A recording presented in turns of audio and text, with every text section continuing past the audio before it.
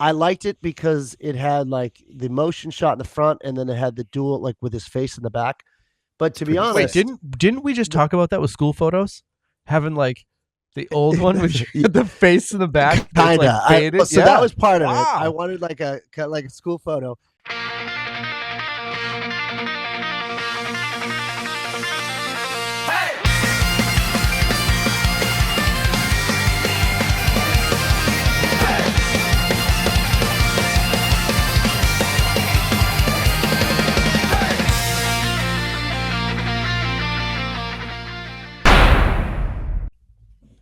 We are live Hi. now. Hi. What's up, boys? Hi. What's Nothing. going on? We're back. We are back. It's been a long time. Like It 4 really days. hasn't. It actually feels too quick. It's I've too missed soon. you both. I feel like I've seen you missed 25 times. Yeah. Matt, I have Yeah. to say I like your shirt. I really do. Thanks, It's a man. nice shirt. Little look Hawaiian really shirt.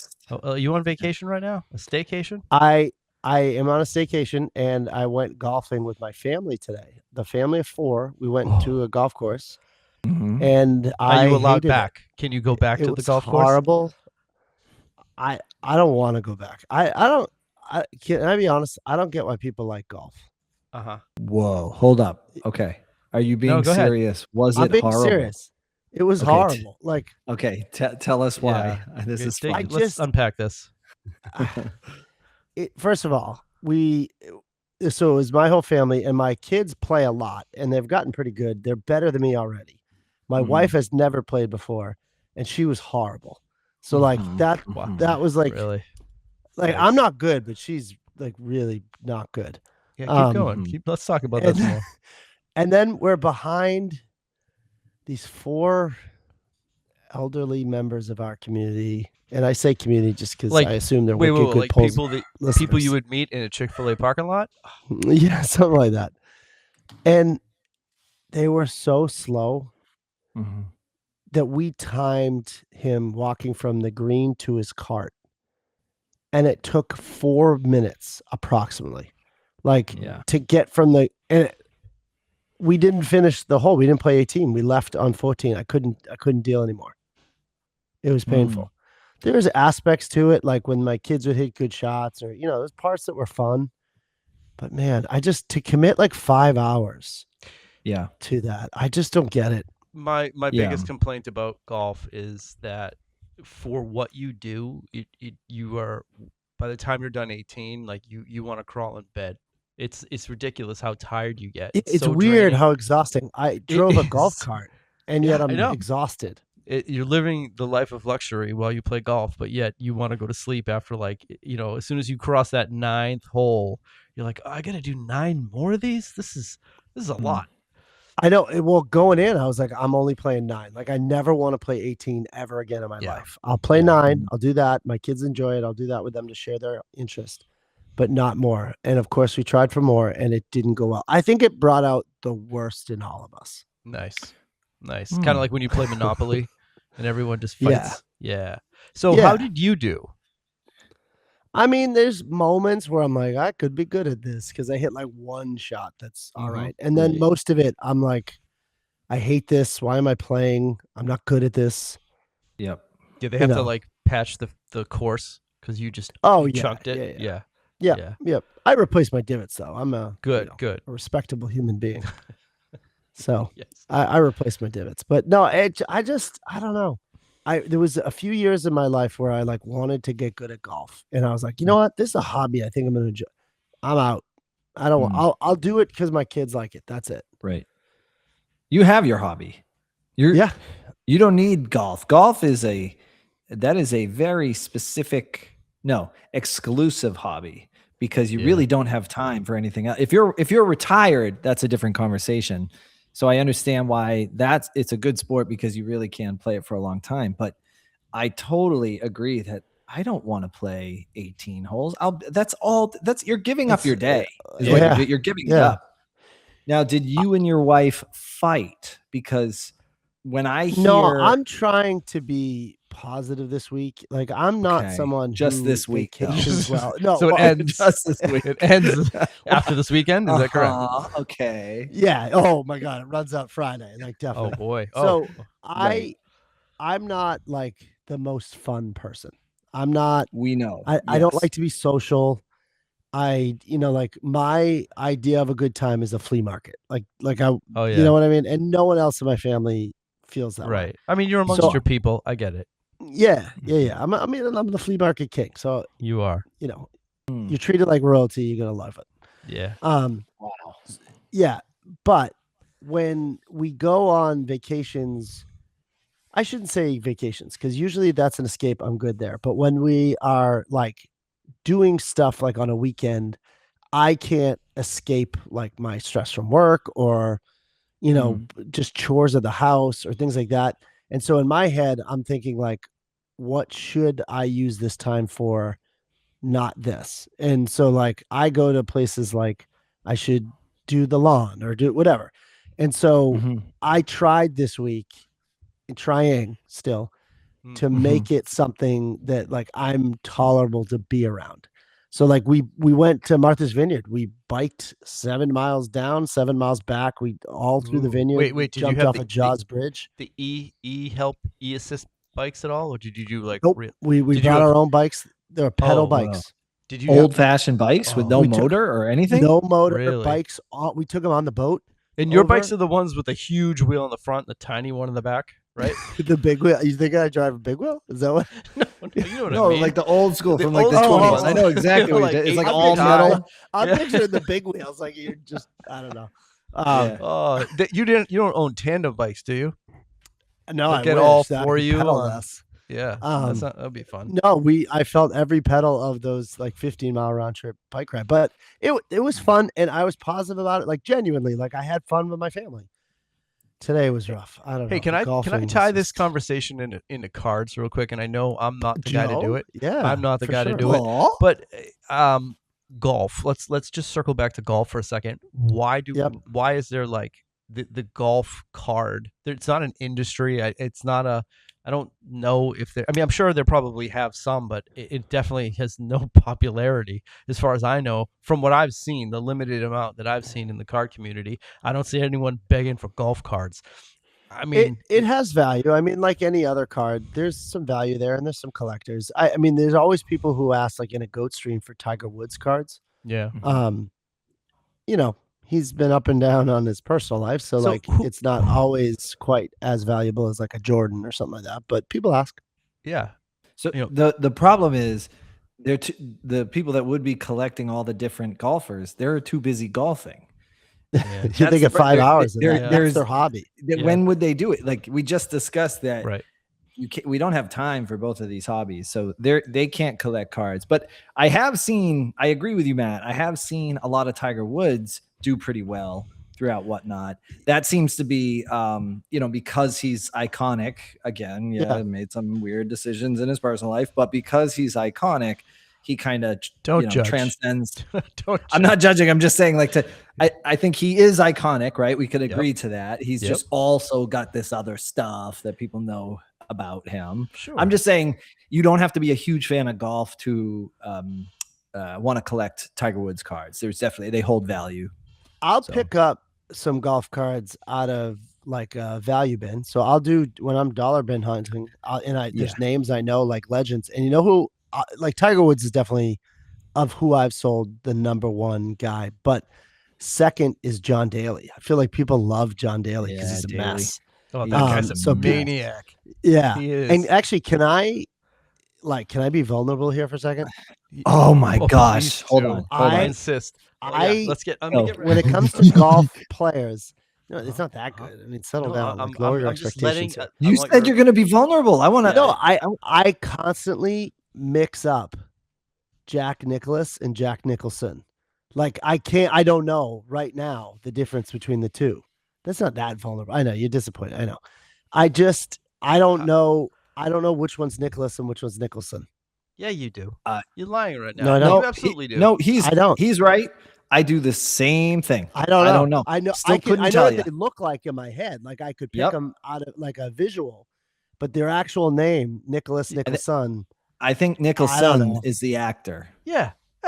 This is shocking to me. You guys don't know this? It just in the moment, I get, if I think about it, like I just figured it out, but it was a guess. I was 80% sure. I wasn't 100% sure. And I do I'm agree. still though. not sure you guys are right. Hold on. Jack Nicholson is the actor. Yes. And Jack Nicklaus is the golfer. Yeah. I don't know. I mean, Joe, hey, do we know I was vulnerable. Do we know who the Black Panther actor was now? Chadwick Boseman. Yeah. Seriously. Okay. Good actor. God. Guys, this is the saddest moment. Yeah, I know. But we are bad. We are bad as a group. We are not good at this. Another YouTube search, if you want to cry, is babies seeing or hearing for the first time. Of course. Yeah, but there's always hold on. But there's always those clips where when they start hearing like their mom for the first time, they start crying and taking the thing out because it's like mocking the sound of her voice. Yeah. Like that's why they're crying. I don't know. I haven't fallen into that algo. Like I'm only in because I'm searching for the things that move me emotionally. Yeah. I haven't gone into the more comedic lane, although it sounds great.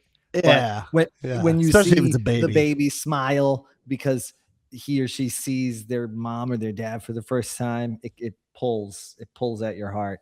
Yeah. Your heartstrings, your heart. Jack Nicklaus. Yeah.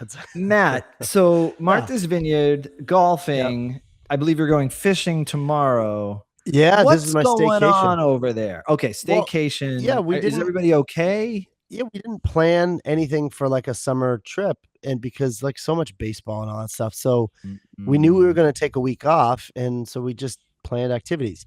I will say, relative to cards and Martha's Vineyard, there's definitely an island bump on prices. I went to one card shop when I was in the Vineyard, and like a $3 Kobe was $14. Like they got to take the ferry over there. It's gonna bump the price. I get it. Everything is a little bit more expensive, but I was just hoping there'd be just some guy looking to unload because they didn't have many buyers over there, and that did not go as I had hoped. So at a previous card show, I met a seller who's from Nantucket, which for those listeners who don't know what that is, that's also an island.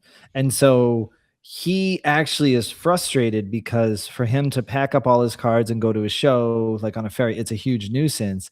And he was saying the mail isn't very good. So like he has struggled on Whatnot because mail is so delayed getting out of Nantucket and to his buyers.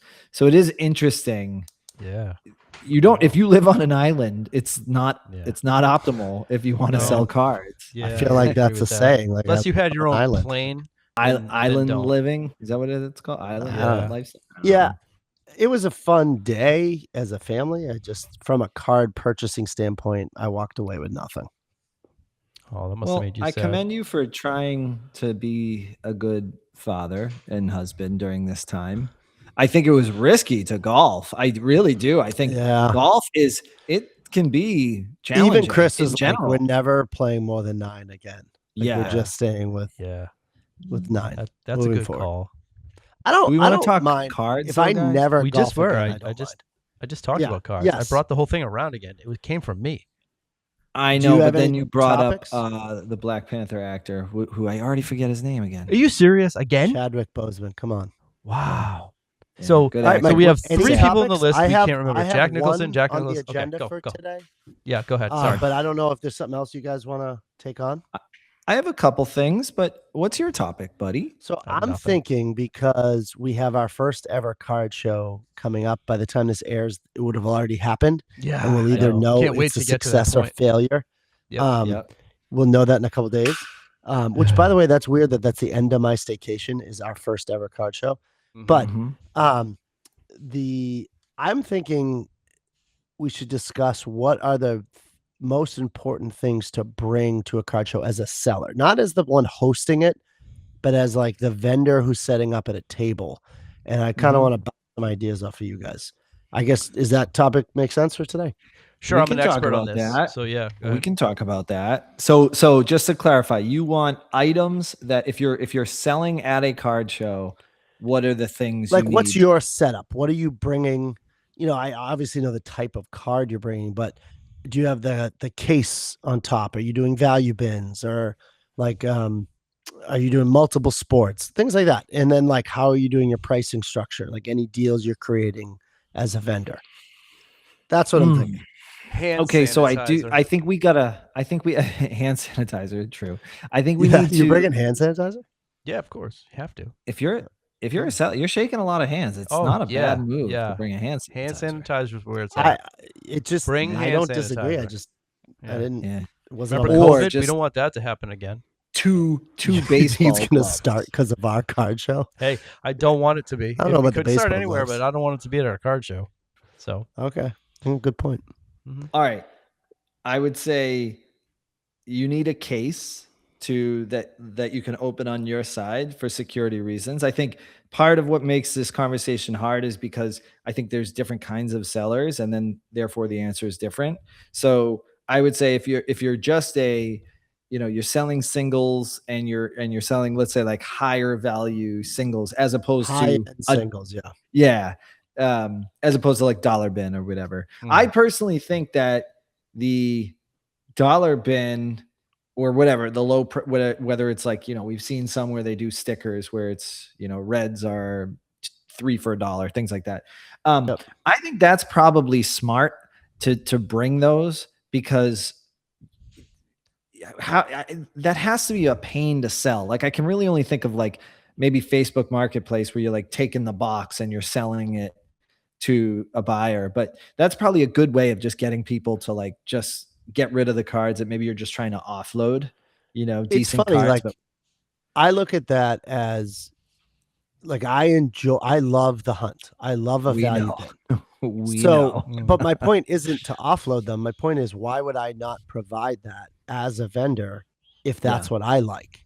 So I definitely am going to do a dollar. I actually have it so far. I'm setting up my pricing structure for like my lower end cards is $1, $3, and $5 in different bins,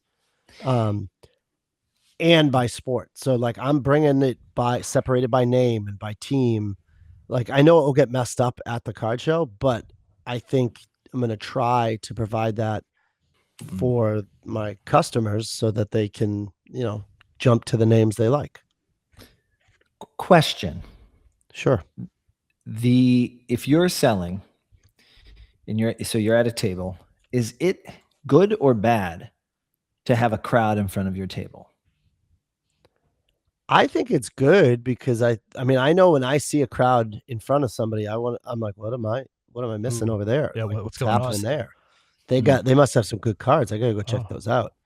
Versus like no one's there and they're like, please come and buy my card. Like that's different. I'm not interested. I feel uncomfortable. You and I approach it differently, because usually when I see a bunch of people in front of a table, it's like, well, what am I going to do? Lean over them, like climb on their shoulders. And, so I don't want to, I think one or two people. I bet this is kind of a happy medium, I guess, but because you're right. I don't want to like shoulder fight with somebody to get room. So the reason why I asked that is it brings me back to like the whole dollar bin, whether or not I would want to bring it.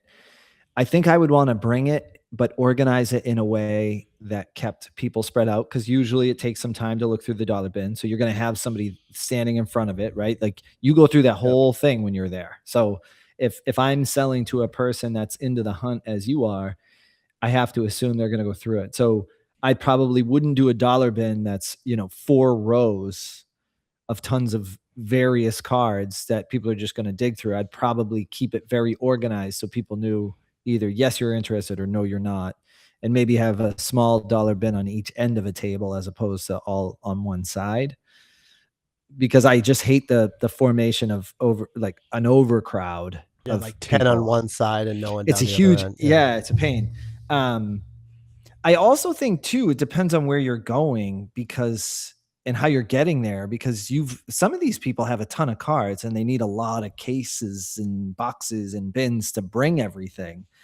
So if you just have high level singles, I don't know. I kind of think high level singles are the way to go. They're easier in every way. You can make good money off of them. They're not heavy.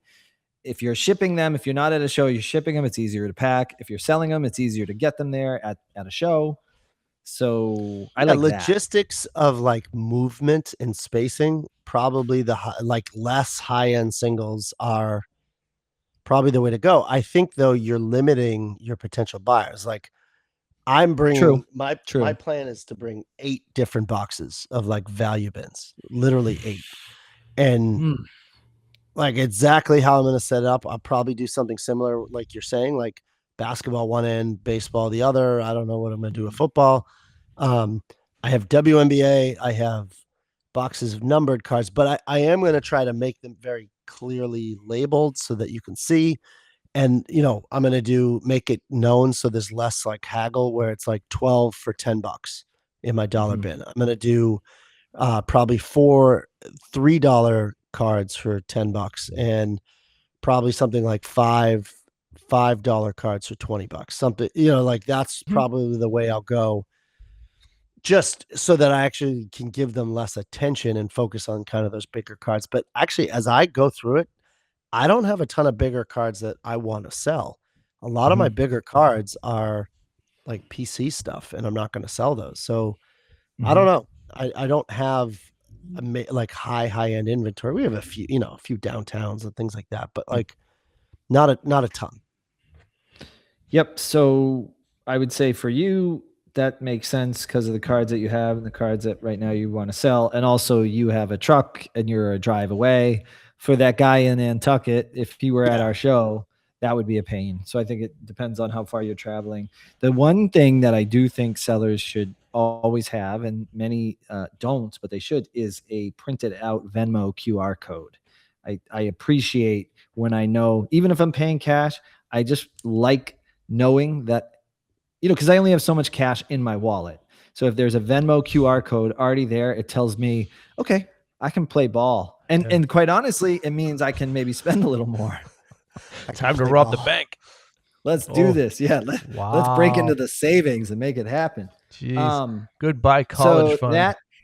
And then I also, this is somewhat of a sidetrack because it's not directly going to help you sell. Although, no, that's not true. So Matt, when we were at that Kingston show a couple of weekends ago, which by the way, I think we got to talk about Pokemon and sports cards and what happens in a show when you have too much of one. We can talk about that in a second.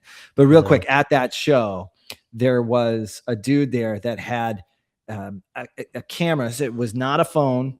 It was a camera on a mount. It looked like a tall, narrow stick with a little lens at the top, and it was just facing the table. So I had asked him, why do you have that? And he did say it is helpful for security reasons. So that's a good thing to have in case if you're worried about it, if it's an overcrowded show, it's good to have that in case you need to, especially if you're time out. I need a little bit more of a description of where this thing was placed. So he has his table. And the camera was what? On the customer side? It's perpendicular. It's perpendicular to him. So it's on the side of his table. It's not in it's not in foot traffic. The show is at an abandoned mall. The way, or I didn't. Yeah, just so you know, the show's at an abandoned mall, so the spacing of the tables is like significant. There was room between, like laterally between tables. Gotcha. Okay, so they just put it at the end of you just put it. They put it at the end of a table, and it like shot back at his profile. Yeah. And so I had asked the guy, like, what are you doing with that? And he said, it's mainly for security, but How did you ask him? Did you sound aggressive? Like, what are you doing with that? No, I actually said, hey, do you mind if I ask what kind of camera that is? That looks kind of cool. I'm curious. So what did he say? That's how I got into it. He was very nice. I forget. DLG something, I don't know, but I looked at it online on Amazon. It was like $600, and I was like, I'd rather just invest $600 in cards. $600 on a security camera? It wasn't. He was using it for security. Too. Like he's guy. All-purpose camera. Got it. So but that was another thing that he said he does is he'll look at it and he'll snip good interactions and he'll make that YouTube content, like little shorts of if it's haggling or whatever it might be. And so that's not a necessity. Obviously, if you're just doing the old school, I sell cards, I'm not looking to do social media or anything. yeah, that probably wouldn't be the best thing. I do think it's decent to have for security. It's just, that means they're going to steal something. You're going to call the police and you're going to use it to investigate, maybe, so like that's pretty intense. That's all I can think of. And maybe you want to do some business cards or some way of people getting in touch. Like if you sell in other ways, you want to make sure people can find maybe the cards you didn't bring, here's my eBay page or whatever, something like that. And that's it. I mean, for us, we're definitely going to bring QR codes for our podcast, but I also, so instead of a display case, because I don't have that many high end and I don't want to take up too much of my table, I think I might do something vertical. Like I might bring my back wall, like shelving thing, so that it can kind of sit behind all the dollar bins. And then if people want to look at them, I can just hand them to them. So I might do something vertical on the table to go up with space instead of just out and across because of my need for value bins. I think that makes sense. I think you'll knock them over and you'll get annoyed, but it will be okay. I'd love to watch this happen. This will be fun. I just, when you want to grab the one from the middle, I don't know why I said the middle, but grab it from the middle. For the needle. Yeah, no baby talk. Can we go back to sports cards versus Pokemon? And for me, it was never something that bothered me until that show. Yeah. Oh, it was so dominant Pokemon. Okay. It was too much. Yeah. And so I don't have a problem with Pokemon. I've said before on this show, Grant's slowly dipping his toes into the Pokemon pool. However, we're still learning. We're not there yet. During that show, I actually felt resentment towards Pokemon sellers, which is really unfair because they're just totally unfair. But it was more just like, this is ridiculous. Like, why this is a Pokemon card show and there's a few sports card sellers. That's what this is. So I'm sure it wouldn't have bothered me if I was going for Pokemon cards, which when I went because Grant was with me, it was great for him because he was looking for a Pokemon card. So it actually worked out for him. But I feel like there's some tension here. And Matt, weren't you mentioning something before that there is a little bit of tension? Or yeah, I mean, I think generally sports people, like some of the other national podcasts that I listen to, there's often a big conversation of like the Pokemon takeover or the TCG takeover because they're going for sports and there's just not as many vendors as they once were. And it's just overcrowded with Pokemon or TCG.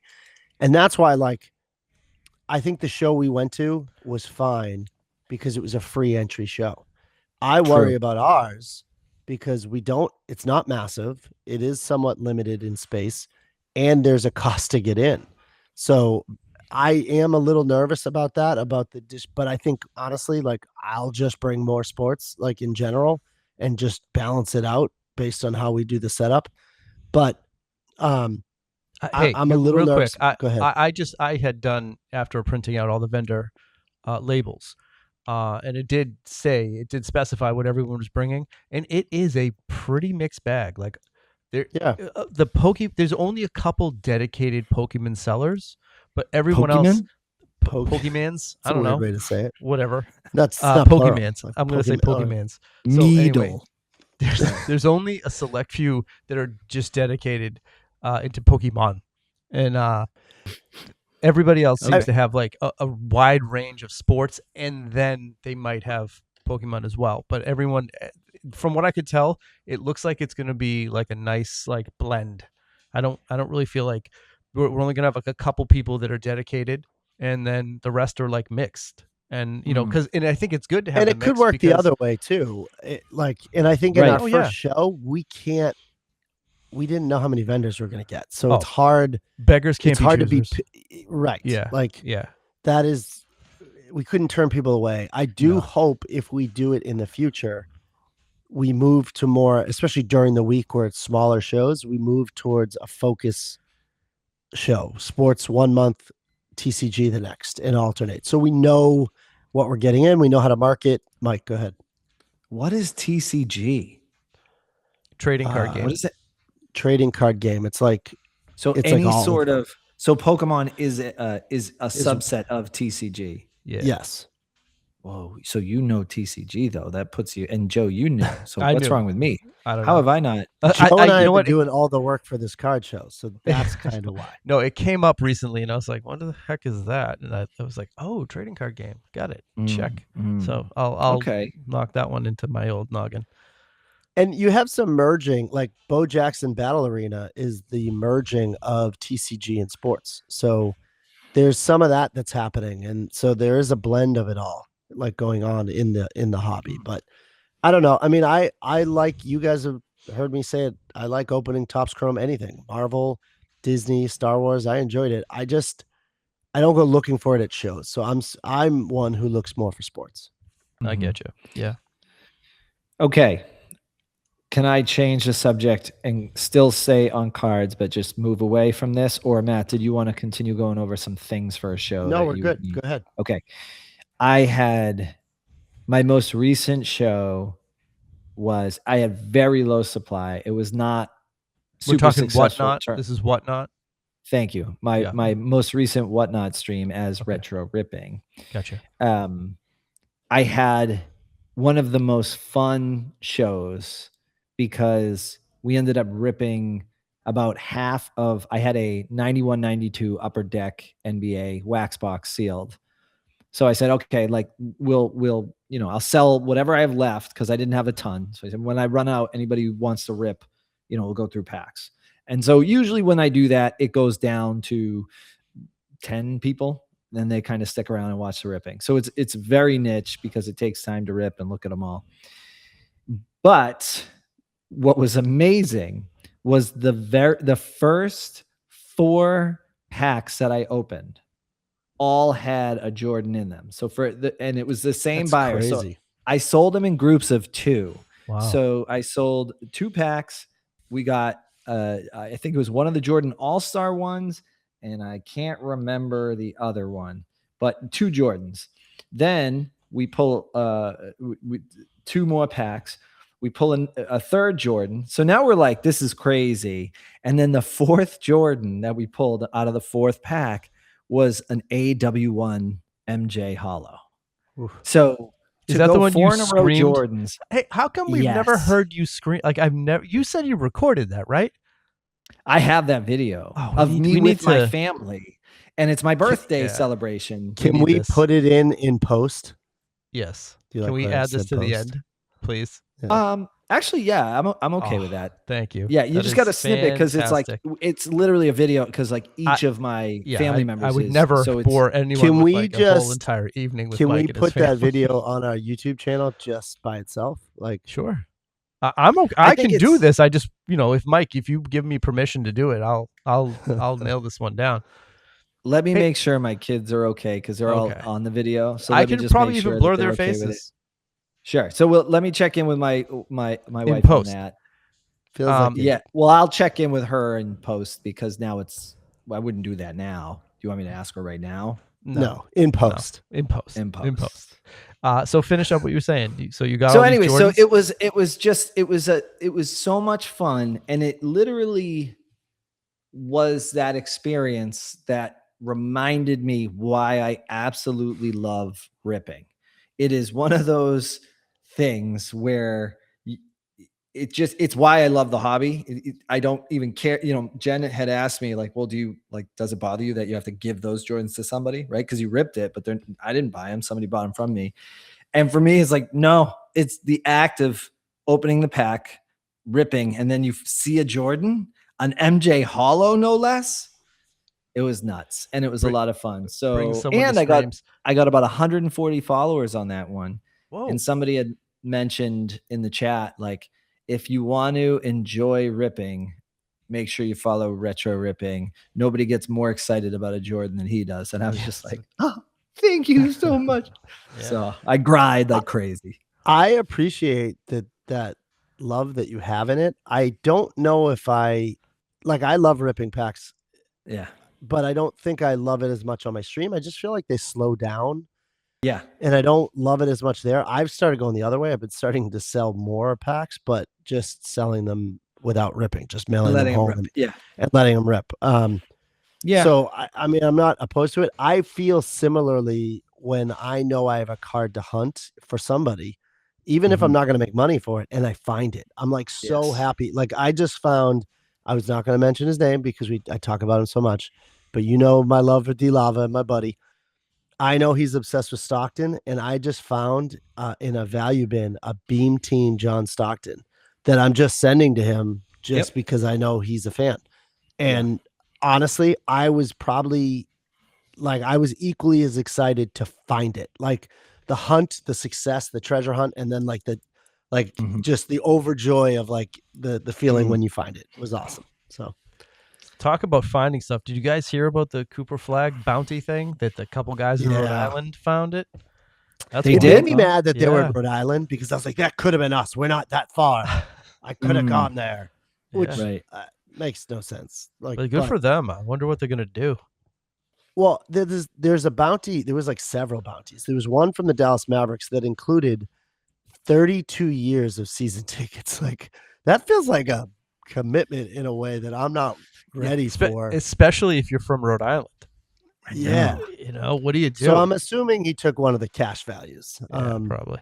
But I don't know. I mean, some of the chases right now in the new modern cards and the one of ones and the logo mans and the debut patches, it's fun, but I do feel like it's skewing kind of the hobby a little bit. Like I just feel like Mike, like when you see that Jordan or you see that LeBron James or whoever else modern, Jason Tatum, like someone, I should be excited to pull the guy I like and not just the $1 million version of the guy I like. Yeah. And I feel like it's almost like a letdown. Like, I don't know. So I wonder long-term how this is for the hobby. And so hold on. Of course, I would not complain in getting one of those cards. Sure. But are you saying there's not enough like mid-ground, like that middle level area? Like it's just either, I mean, no, there is. I actually basic think like, cards or then the hyper expensive ones. It's like, so I they might get overlooked. They might get overlooked because you're hunting the Cooper Flagg one of one,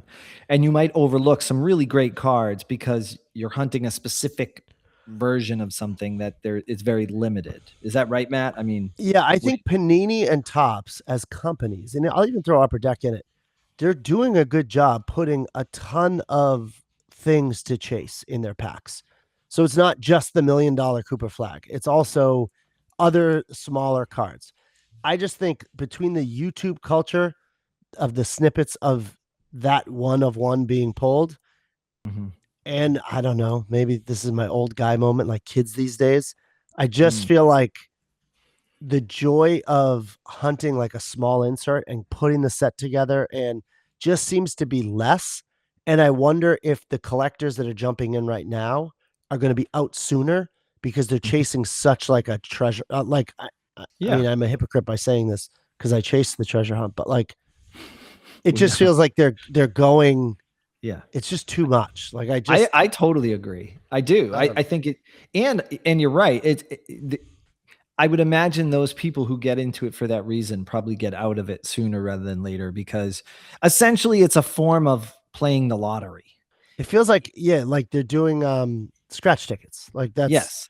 And the problem is when you have a scratch ticket, and let's say if you have 5 of them, you only care about lottery. So I just repeated you like what you said. Okay, but I'm just saying, so fine, whatever the specific, whether it's, the Powerball or whatever, the difference is nobody enjoys the in-between losing part of it, right? So you don't look at it and go, oh, this is a losing number, but I still, okay. I love it. However, if I get all losers, made my day.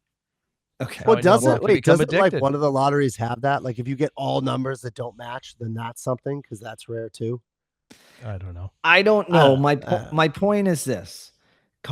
If you're viewing sports cards or any cards, so Pokemon or whatever, TCG maybe, you need to be enjoying the range of cards for it to truly be a fun, long-lasting hobby.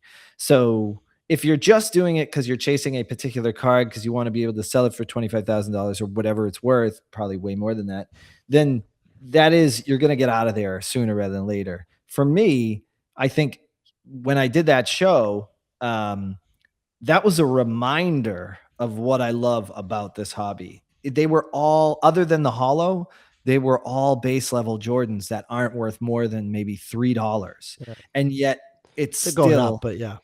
Okay, exactly. But not life-changing money by any means. No. And even the holo is, you can, those are going up too, but you can still get them in the 20 $20s. bucks. Yeah.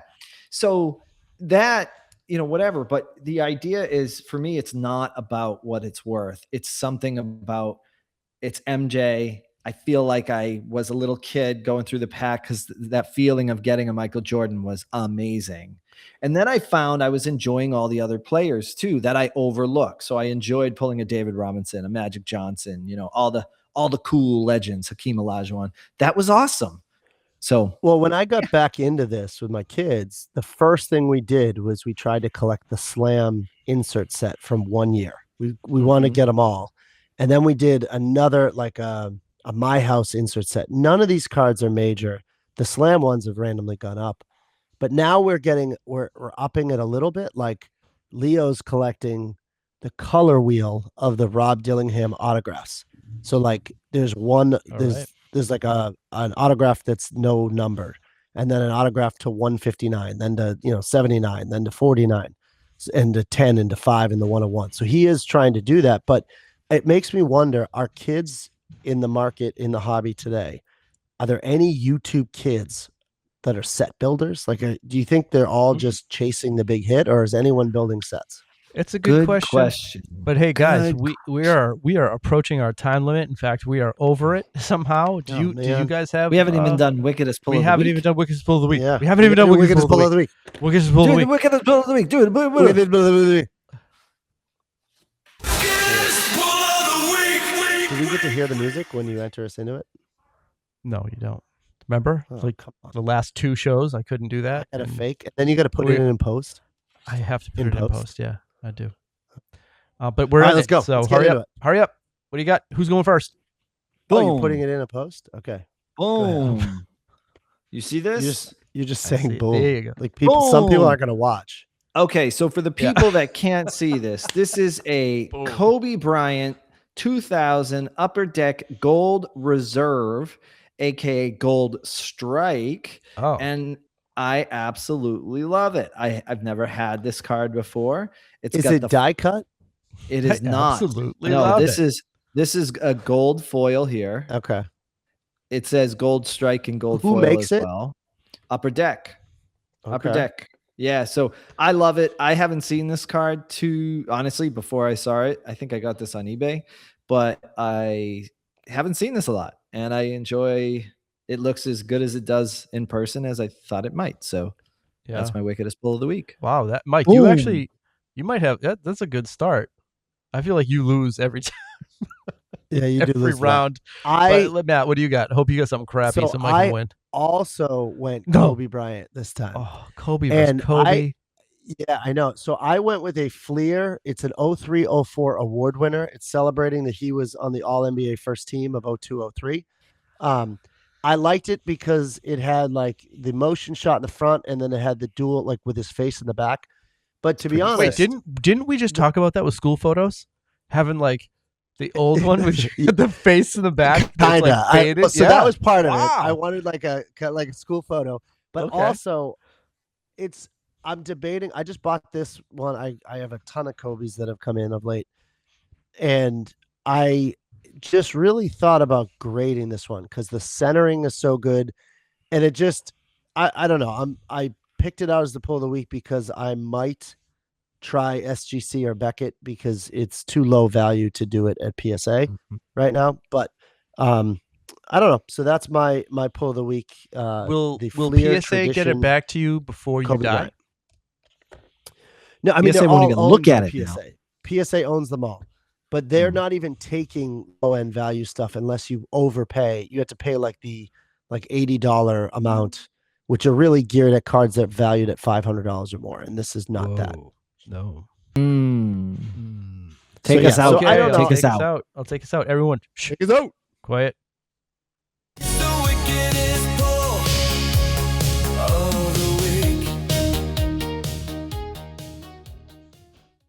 And we're out. Okay. Are we all done? Yeah. Are Let's we be all done. done with Wow, this so dang angry. show? Why are you so No. angry? No, I'm we've super excited actually. My next stream is going to be all hollows. I have the whole set. Speaking of set making, I have Whoa. 91, 92, all the hollows, and then same thing for 92, 93. all and I got those. hollows, and I got tons of. So I'm doing a all hologram, yeah, and black Nicholson? diamonds. Tons of black diamonds. I've got So you're numbered black combining them? diamonds. I'm going black Nice. diamonds and hollows, and we'll see how it does. So I'm excited for that. Cool. I So- did a hollow stream and enjoyed it. It was a fun stream to Mhm. do. I mix sports though. There's a ton of hollows in baseball and football. You could throw one or two up if you want to. No, Mix it a no, little bit. no, no, no. Look at who you talking to. Really? Why the accent? Why the no, no, What no, was no, that? No, no, no, no, no. What is that? I don't know. That's you Feels- doing no, no, no, no, no. Yeah. No, no, no, no, no, no, no. Oh my I don't know. goodness. Okay. All right. Can- Hopefully, it's can not we be done? offending anybody. Yeah. We can't All right. identify. Yeah, let's be done. All Bye. right. Bye. Retro ripping. Good day, sir. Joey Holes. Coach Hoops.